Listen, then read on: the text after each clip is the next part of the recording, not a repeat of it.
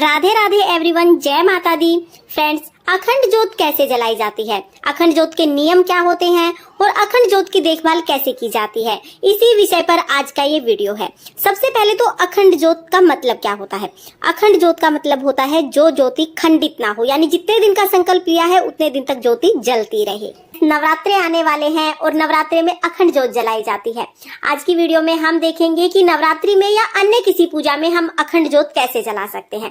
तो देखिए, अखंड ज्योत जलाने के लिए हमें बड़ा दिया लेना होता है। आप मिट्टी का दिया भी ले सकते हैं या फिर आप इस तरह का जो पीतल का दिया आता है बड़ा, ये वाला ले सकते हैं। ये अखंड ज्योत आती है, आपको मार्केट में इजीली मिल जाएगी। और अगर आप मिट्टी का दिया ले रहे हैं तो फिर आप एक रात मिट्टी के दिए को भिगो दीजिए। साथ में देखिए, मैंने एक प्लेट ली है। आप सीधा चौकी पर भी ज्योत जला सकते हैं या फिर आप प्लेट पर इस तरह से रखकर ज्योत जला सकते हैं। तो देखिए, अखंड ज्योत जलाने के लिए सबसे पहले हम अष्टदल कमल बनाते हैं। तो आप चौकी पर अष्टदल कमल बना लें या आप प्लेट पर दिया जलाएंगे तो प्लेट पर आप अष्टदल कमल बना लें। तो देखिए, यहाँ पर मैं अष्टदल कमल बना लूंगी। चावल से अष्टदल कमल मैंने कलश के नीचे बनाए हुए हैं, तो यहाँ पर मैं रोली से अष्टदल कमल बनाऊंगी। तो देखिए, इस तरह से 8 लाइनें लगाकर आप अष्टदल कमल बना लीजिए। नवरात्रि में अखंड ज्योत जलाने के कुछ नियम होते हैं। जब भी आप अखंड ज्योत जलाएं तो घर को कभी भी बंद करके नहीं जाया जाता है, यानी कि घर पे ताला नहीं लगाया जाता है। जब घर में अखंड ज्योत जलाई जाती है तो हर समय किसी न किसी का घर में रहना जरूरी होता है। और अगर आप जॉब करते हैं या घर को बंद करके जाते हैं तो फिर आप अखंड ज्योत अपने नाम से किसी मंदिर में या किसी शक्तिपीठ में जलवा सकते हैं। वहां पर आप सारा सामान दे आए ज्योत जलाने का और उसके बाद आप बीच बीच में दर्शन कराएं। इस तरह से भी अखंड ज्योत जलाई जा सकती है। तो देखिए, अष्टदल कमल बना लिया है। इसके बाद हम दिया लेंगे। दिए के साथ हमें लेनी है बाती। तो देखिए, इस तरह से दिए को ऊपर से खोलकर हम इसमें बाती लगा देंगे। अब हमें अखंड ज्योत के लिए जो बाती लेनी है वो देखिए 1.25 हाथ की बाती आती है। देखिए, ऐसे हाथ से कोहनी तक हम मापेंगे और उसके बाद थोड़ी सी एक्स्ट्रा होगी तो ये 1.25 हाथ होगी। तो इस तरह से देखिए 1.25 हाथ की बाती आती है। आप घर पर कलावे से भी ये बाती बहुत आसानी से बना सकते हैं। तो ये कलावा आप ले लीजिए, इससे बटकर आप ये बाती बना लीजिए। 1.25 हाथ की बाती बनाना जरूरी है क्योंकि 1.25 हाथ की बाती 9 दिन तक आराम से चलती है। बाती बहुत ज्यादा पतली भी नहीं होनी चाहिए और बहुत ज्यादा मोटी भी नहीं होनी चाहिए। तो देखिए, इस तरह से हम बाती को दिए में लगा लेंगे। तो जो ऊपर का पेज है उस पे इस तरह से हम बाती लगा लेंगे और अब इस पेज को हम वापस से वहीं पर फिक्स कर देंगे। इसके बाद देखिए, पूरी बाती हम इसी के चारों तरफ लगा देंगे और इस तरह से हमारा दिया तैयार हो जाएगा। ये हमारी अखंड ज्योत तैयार हो जाएगी। अब हम ज्योत जलाएंगे।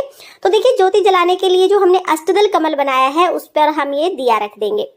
तो आप अच्छे से कस लें पहले इसको। उसके बाद देखिए, हम यहाँ पर ये दिया रख देंगे। अब हमें इसमें घी डालना है। तो देखिए, वैसे तो शुद्ध देसी घी डाला जाता है अखंड ज्योत में। जब भी आप माता रानी की पूजा करते हैं तो शुद्ध देसी घी का दिया जलाएं। शुद्ध देसी घी ना हो तो आप तिल के तेल का भी दिया जला सकते हैं।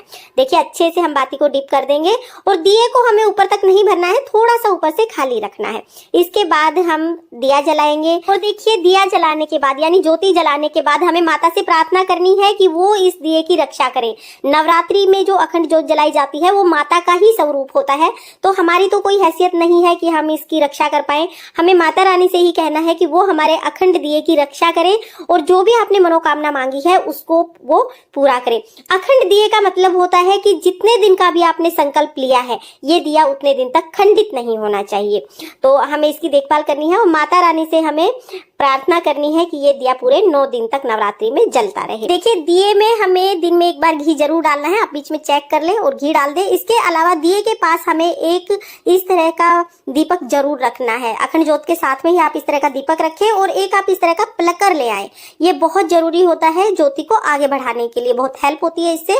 तो देखिए, जब भी आप ये दिए के ऊपर ना कार्बन आ जाता है, जब भी आप उसको हटाएं उससे पहले आप ये दिया जला लें और साइड से कार्बन हटाएं। बीचों बीच से कभी कार्बन ना हटाएं। इस तरह से प्लकर से साइड से आप धीरे धीरे से ये कार्बन हटा दें। तो इस तरह से आप कार्बन हटाकर बाती को ऊपर की तरफ बढ़ा देंगे। आप जब आप कार्बन हटाएंगे तो थोड़ा सा बाती को ऊपर की तरफ बढ़ा दें और उसके बाद जो हमने दिया जलाया था उसको अखंड ज्योत के घी में ऐसे डिप करके हम शांत कर देंगे। देखिए, दिया हमने क्यों जलाया था, क्योंकि अगर किसी कारणवश आपका दिया खंडित हो जाता है, जब आप प्लकर से हटाते हैं किसी भी चीज से जब आप कार्बन हटाते हैं, तो अगर दिया खंडित हो जाता है तो आप इसी दिए से अखंड ज्योति को जला लें तो आपकी अखंड ज्योति खंडित नहीं मानी जाती है। इसलिए पहले से ही हमें ये दिया जला के उसके बाद हम ज्योति को ठीक करते हैं।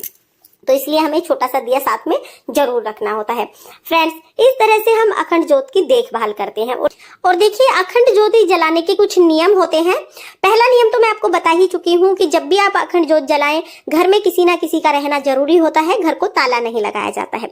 दूसरा जो अखंड ज्योत जलाने का नियम होता है कि जब आप अखंड ज्योत जलाएं, जिस जगह पर भी आपने ज्योत जलाई है उस जगह पर आप साफ सफाई का विशेष ध्यान रखें, साफ सफाई रहनी चाहिए वहां पर। तीसरा जो नियम होता है, जब भी आप अखंड ज्योत जलाएं तो घर में शुद्ध सात्विक भोजन ही बनना चाहिए। प्याज लहसुन का उपयोग उस टाइम पे आप घर पे ना करें। अगर आपने 9 दिन की अखंड ज्योत जलाई है तो 9 दिन तक आप घर में प्याज लहसुन का इस्तेमाल ना करें। तो इन बातों का आपको ध्यान रखना है। किसी भी मनोकामना की पूर्ति के लिए अखंड ज्योत जलाई जाती है।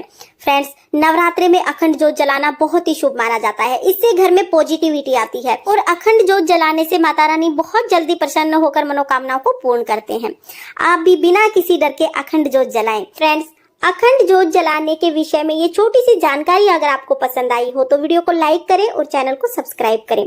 साथ ही नवरात्रि पूजा से रिलेटेड सभी वीडियो चैनल पर आ चुकी हैं, सभी का लिंक मैं आपको डिस्क्रिप्शन में दे दूंगी, आप उन्हें भी एक बार जरूर देखें। माँ भगवती की कृपा आप सभी पर बनी रहे। देखने के लिए बहुत बहुत धन्यवाद। जय माता दी। राधे राधे।